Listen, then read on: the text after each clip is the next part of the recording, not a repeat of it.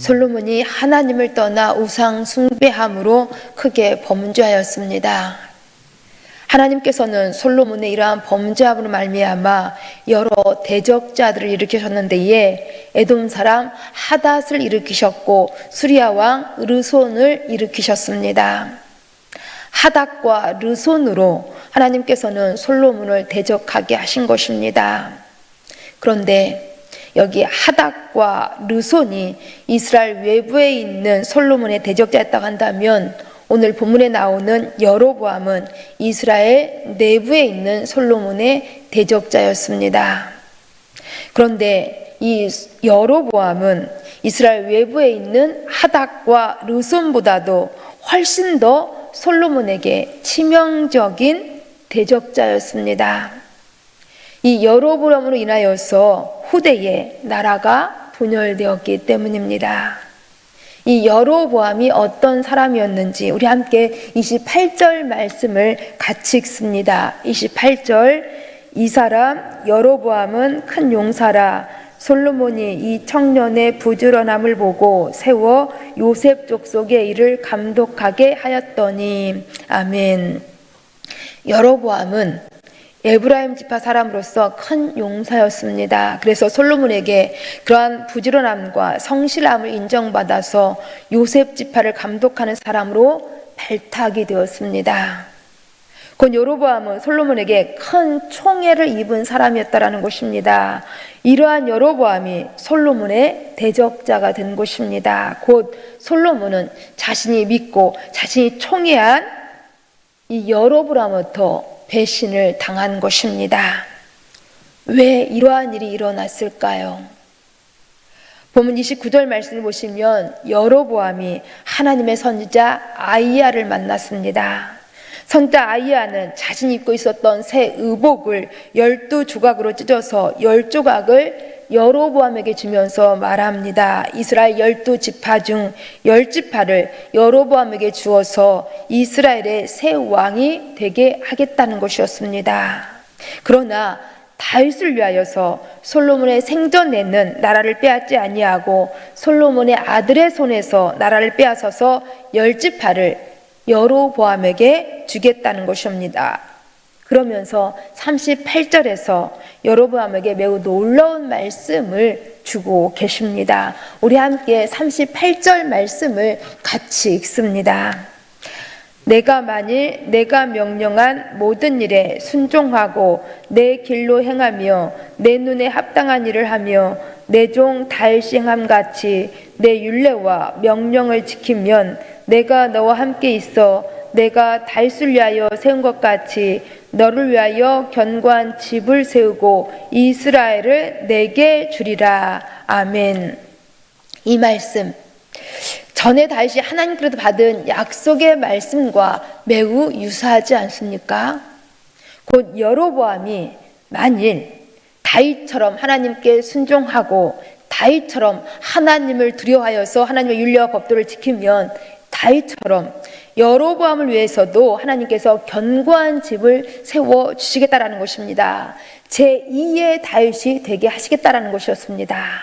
내가 다윗을 위하여 세운 것 같이 너를 위하여서 견고한 집을 세우고 이스라엘을 내게 주리라. 내가 다윗을 위하여 세운 것 같이 하나님께서는 이처럼 늘 그 기준에 다윗이 있었습니다.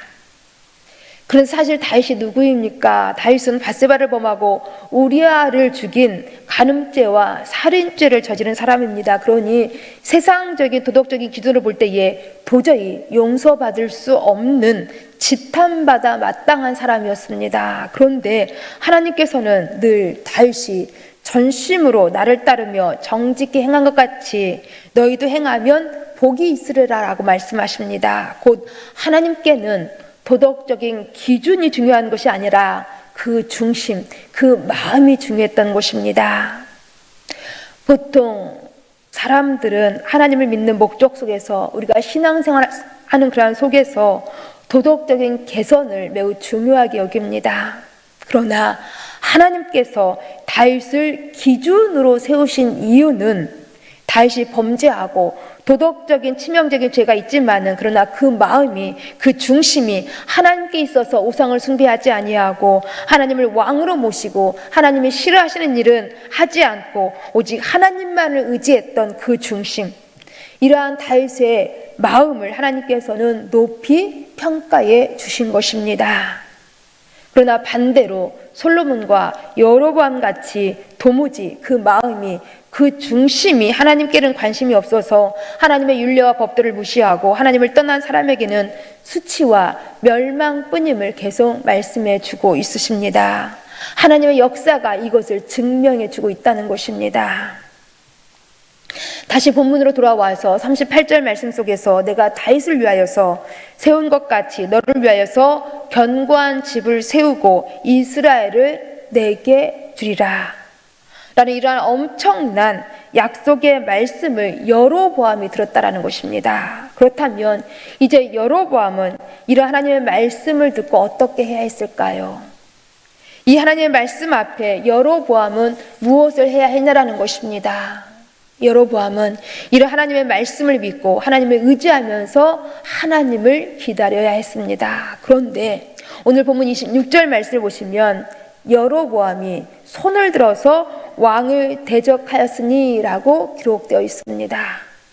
곧 여로보암은 아히야로부터 하나님의 말씀을 전해 듣고 곧바로 즉시 솔로몬을 대적하여서 반란을 일으켰다라는 것입니다.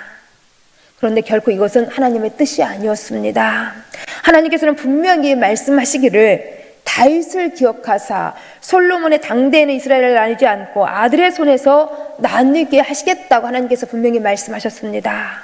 그런데도 여로보암은 당장 권력에 대한 자기 욕망 때문에 자기 욕심을 채우기 위해서 하나님의 때를 기다리지 못하고 솔로몬을 대적하는 반란을 일으켰던 것입니다.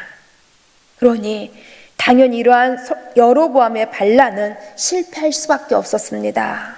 곧 여로보암은 솔로몬에 의해서 죽임을 당할 위기에 처하게 되어서 여로보암은 예굽으로 도망하여서 솔로몬이 죽기까지 예굽에서 숨어 지내야 했습니다. 하나님의 때를 기다리지 못하고 자신의 욕망대로 행동한 결과였던 것입니다. 그러나 우리 한번 다윗을 생각해 보시기 바랍니다. 다윗은 사무엘 선지자로부터 기름 부음을 받고 자신이 왕이 되리라는 그런 하나님의 뜻을 알고 있었지만은 그러나 다윗은 결코 스스로가 왕이 되려고 하지 않았습니다. 다윗은 억울하게 도망자로서의 힘든 고난의 시기가 있었지만은 그러나 하나님의 때가 이르기까지 긴 세월 동안 하나님의 때를 인내하며 기다렸습니다. 그리고 드디어 다윗은 하나님의 때가 되어서 온 백성들의 칭송을 들으면서 영광스럽게 왕이 될 수가 있었습니다.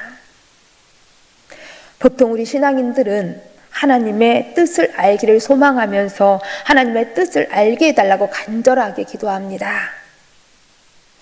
물론 우리 신앙인들은 하나님의 뜻을 마땅히 알아야 합니다. 그렇지만 하나님의 뜻을 아는 것보다도 더 중요한 것은 하나님의 뜻에 자신을 맞추는 것이 더 중요합니다.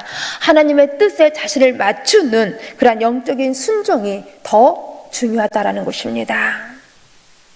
여로보암은 분명하게 성실하고 부지런하고 열심히 있는 사람이었습니다. 그러기에 무명이었던 그가 솔로몬에게 발탁이 되어서 그렇게 큰 일을 맡을 수가 있었습니다.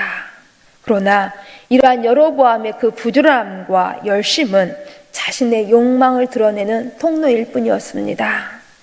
곧 여로보암은 겸손하게 하나님의 때를 기다리지 못하고 계속 죄악을 저지르다가 결국은 멸망의 길을 걸어갔습니다.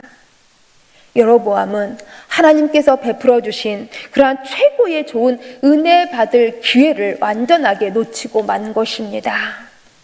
그래서 그 뒤로 여로보암은 하나님 앞에 실패한 왕의 대명사가 되어서 범죄한 북이스라엘 왕들을 평가할 때에 이러한 평가로 여로보암의 길로 행하며 라는 그러한 부정적인 표현의 주인공이 되어버리고 말았습니다. 그러기에 중요한 것은 하나님의 뜻을 알았으면 겸손하게 자신의 욕망을 내려놓고 하나님의 말씀 앞에 순종하는 것입니다. 하나님의 말씀 앞에 순종하지 않으면 아무리 부지런하고 성실하고 열심히 있다고 할지라도 결국은 그것이 자신의 욕망대로 쓰여질 것이기 때문에 결과는 하나님의 은혜와 하나님이 주시고자 하시는 복과는 반대되는 방향으로 가고야 마는 것입니다. 그러기에 우리의 부지런함, 우리의 성실함, 우리의 열심, 우리의 재능, 우리의 물질 다 중요하지만은 그러나 그것이 말씀 앞에 순종하게 해야 하는 것입니다. 하나님의 뜻 앞에 순종할 때에 하나님께서 이루어 나가시는 더 깊고 더 신비한 하나님의 은혜를, 하나님이 예비하신 여호와의 이레의 축복을 우리 누릴 수가 있는 것입니다. 우리 모두 하나님의 말씀, 하나님의 뜻을 잘 알고 순종함을 통하여서 더 깊은, 더 넓은 하나님의 은혜, 하나님이 예비하신 그러한 복 가운데서 하나님의 축복을 다 누려가실 수 있기를 간절히 소망합니다. 우리 함께 기도하시겠습니다. 참 좋으신 아버지 하나님, 감사함을 드립니다. 우리는 결코 여로보암의 길로 행하지 않고 다윗처럼 중심으로 하나님을 왕으로 섬기면서 하나님 앞에 순종할 수 있도록 도와주시옵소서. 늘 우리들의 마음속에는 하나님이 중심에 계실 수 있도록 도와주시어서 하나님 말씀 앞에, 하나님의 뜻 앞에 우리 자신을 복종시키면서 하나님이 이루어 나가시는 더 깊은, 더 큰 은혜의 감동을 누려갈 수 있도록 도와주옵소서. 예수님 이름으로 기도합니다. 아멘.